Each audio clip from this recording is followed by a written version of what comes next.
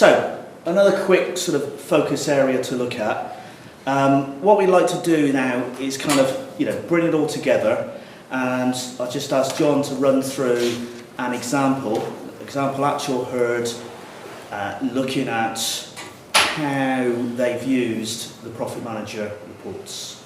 Measuring your true cost of production. So people say, oh, what do you think about the milk price? To me, or as whatever. Well, what's your break-even milk price? What's your cost of production? Eyes glaze over all too often. And it is a hard thing to get to. It could be a mixed business, but there's so many reasons why people haven't actually crunched those numbers.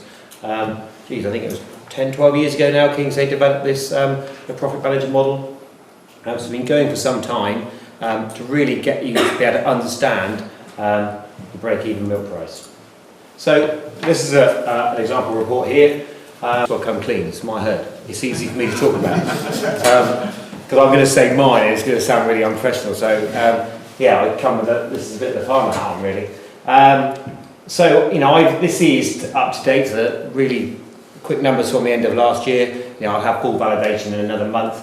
But in order to really put some good data to bring to a meeting like this and demonstrate the value of the report, I wanted to use my own data really. I've had 200 cows the last couple of years. Like every other idiot, I expanded when the milk price was high. Got a fair chunk of rental finance. But this report, there's individual numbers which I could talk about on my individual farm, but actually what I'm after doing is, no disrespect, selling the report to you, selling how easy it is to work out your cost of production.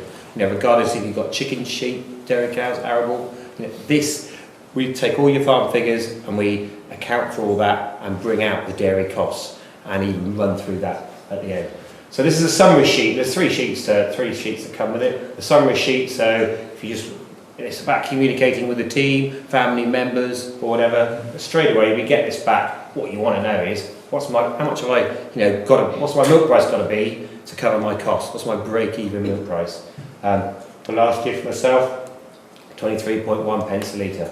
Tiny bit of profit made last year. This year there's a fair chunk of work to do. I need to look at these, look at the group, but look at my own individual costs to see where I can go. Kind of advise myself and my father. So the figure, that sheet. So I'm just going to pop out bits. So for example, the stock report there. You can see there the stock from this year to last year. Then importantly, I have a percentage change. So no better way than benchmark against yourself. That is true benchmarking. I don't know who these guys are. I don't know what their systems are. I can ask Richard and perhaps see where the better ones are. But the most powerful information is benchmarking against myself. So I get more value out of it the more years that I do it, and I can look back. But what I was after targeting last year, no surprise hopefully with my enthusiasm earlier, was increasing milk from grazed forage. Hey, I achieved it. Still got a long way to go. We had the top 25% target of just under 4,000 litres from forage. I've done investment in tracks over a period of time and different lays and just overall improved management on silage and all sorts of things really. It's an all grass farm. There's no whole crop. It's just solid grass. And then you have the feed costs. So to me, that's what I'm after. If you go on a farm, I want to know what someone's feed costs are. What I'm working to is the old school 25% of your milk price is your feed cost. My milk price is 20 pence. I've got 5 pence to spend. Last year I spent 4.6. I really challenged the system.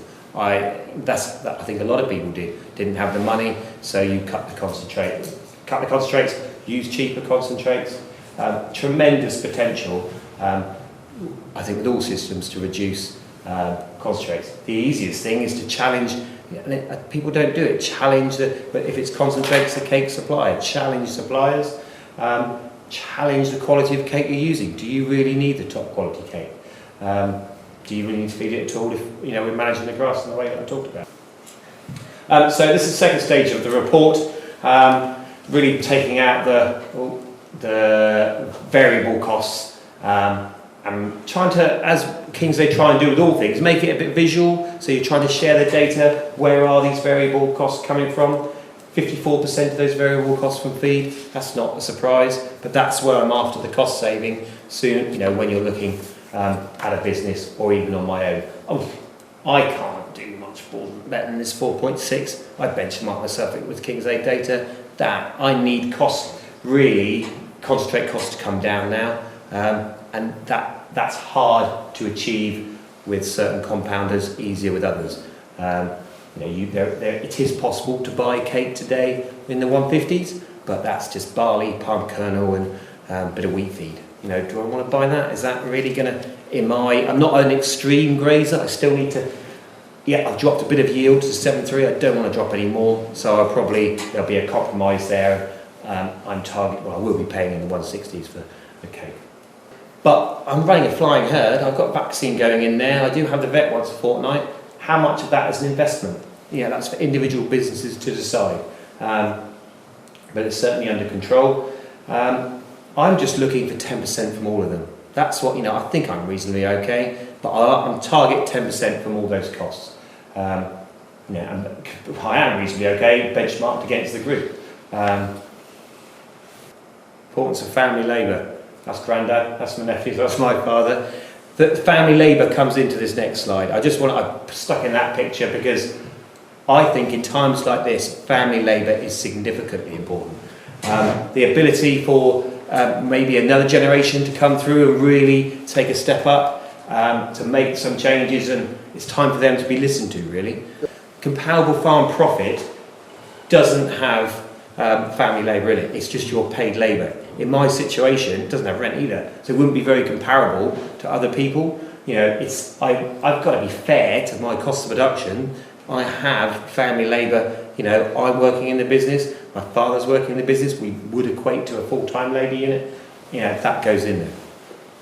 And also we use, during the last year actually, there was a full-time guy in there now. I've now changed to self-employed people to make a saving there. It's understanding the cost of employing somebody though. You have the PAYE, you now have the pensions, you now have the time off. It's significant to the business. You've got to appreciate that total cost. It's not just cash you're paying to that individual person. You may be housing that person as well. It's significant cost to businesses to employ labour. So we're breaking out the power and machinery costs, which is really important. Tax, insurance, contracting, fuel, oil, electricity, all stuff that might not be the contract or the cost, but there's savings to be made on them. And when you start to have them broken out, you talk about them more, and you engage people in how you're going to reduce that cost. You can engage the contractor in the fact that I'm on 2.5 pence, the group's on 2. Where's my contractor charges? That type of thing. It's all good, powerful information, really. Machinery.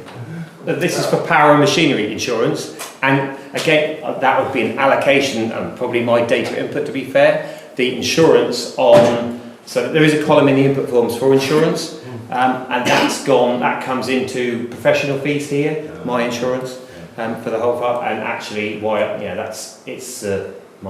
insurance is actually quite significant compared to the group, something I've learned last week. I've been asking questions about recently. So, sundries in there, that's an allocation issue.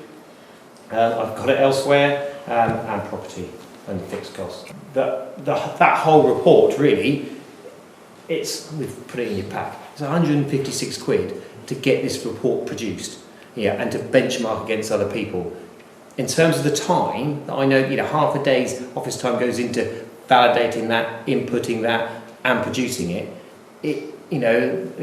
The accountant is going to charge you significantly more than that to benchmark your figures. This is the first step. The group there is kind of as a guide. The next step, and what we do with other groups, is then take that sort of discussion group level, whereby we've got a sort of method where a group of a dozen people in a room. If everyone's happy for them to compare their figures and be fully open with it, we'll put it up on charts, we'll put it up on a wall, and then you're not just comparing figures is just kind of the easy bit. It's then the discussion is, right, how are they achieving that? That just gives you an insight into just the sort of information that can be gleaned from those reports. Just really to sort of finish off. So we've looked at a couple of focus areas. Could go into more, but we suggest there are 4 key focus areas where the majority of businesses can get some and get the quickest wins. We've mentioned milk from forage, particularly grazing. We've mentioned herd health. Other items would be young stock rearing and labour training and skills. So, to make savings in there does require investment. The most important investment is your time. It's your management time, to focus key areas. Again, when milk price was good, there's a lot of people that will quite happily spend on technology to make improvements. Plenty of companies selling the latest technology to make improvements going forward.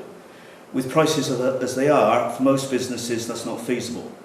But as I say, what can be most effective is actually investing time in looking at individual areas and looking at where savings can be made. On those, but also look at your resources. Okay, are you making full use of resources? Land, is it fully utilised? Do you need it all? Might be a total sin saying that within a farmer audience, but in lots of farms, individual clients we look at, they will have land that's sort of quite far away, quite a high cost to travel to back and forth. Challenge. Every business will be different, but challenge the actual use you're making of that land. One client we're working with has just sort of taken advantage of one near neighbouring farmer stopping milk production and selling up. So he's actually buying that land and then foregoing several different pockets of rented land. So, borrowing is relatively cheap at the moment. His annual costs on that land are actually going down by buying land very close to him instead of renting land distance away. So in these challenging times, opportunities will appear, and those most efficient businesses will be best placed to take advantage of that. John mentioned briefly machinery. Again, what is the annual cost of each machine, each implement that you run? Do you need it all? Is it the best ownership model? Again, it's just literally questioning everything within the system. Labour. Again, what John mentioned, challenge what you're doing, challenge rotas, routines, protocols. That's not saying what's, the route John's taken is suitable for everyone. It'll very much depend on the labour structure, size of business, family labour available. But challenge what you're doing at the moment. Is it the right thing? And one thing that is important, is key, as I'm sure many of you are doing, is to not just sort of look at things and do a few figures on the back of a bit of paper. Do proper budgets, do forecasts. Many of you may have your own programme. We've recently developed a detailed farm finance planner that does a detailed evaluation, detailed input on an enterprise basis. So it's not just for dairy herds, which sort of can cope with any farm enterprise, to put in the detail of what's happening on each enterprise, income, costs, overheads, borrowings, assets, to produce a detailed profit and loss summary, enterprise reports, and a cash flow analysis, with the option to then monitor on a monthly basis cash flows. So again, that's key, and as I say, this is something we've developed recently and is now available. Cash flow management options, I'm sure many of you are sort of following a number of these already.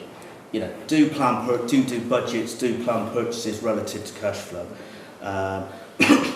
Mentioned about suppliers, again, negotiate payment terms if necessary. Look at borrowings.